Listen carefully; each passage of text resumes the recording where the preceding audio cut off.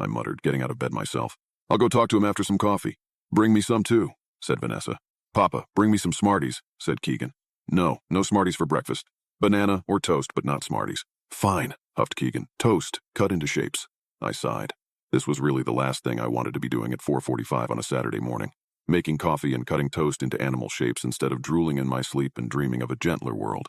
I went into the kitchen and started the coffee and toast and then looked out the living room window. Sure enough, there was Mr. Limsky mowing his damn lawn in his damn bathrobe, no less. That was another thing that I had no desire to do.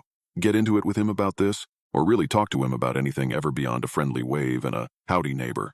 By the time I was awake enough to form a coherent thought, it was almost 6 o'clock and I had consumed 4 cups of coffee.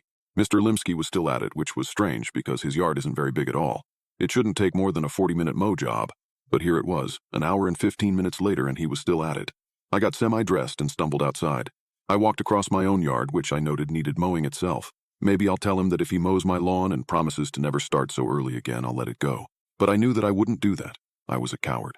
As I got closer, I observed with some confusion that his lawn was already mowed. He was going over it a second time now. I walked up to our property line, denoted by the contrast between mowed and unmowed grass, and started waving my hands in the air, waiting for Mr. Limsky to notice me. He never did. He just stared straight ahead and kept pushing the mower. "Hey!" I shouted, but it was no good.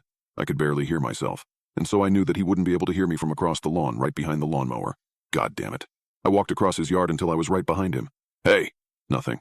I tapped on his shoulder. Nothing. He just kept pushing the lawnmower onward over the already mowed lawn. I didn't know what to do. I'll catch him after he finishes, I guess. He's in the zone. I shrugged and was getting ready to turn back to my house when I saw a trickle of what was presumably urine run down his bare leg. Jesus. I went back to my house and opened the door. Vanessa was reading a book to Keegan.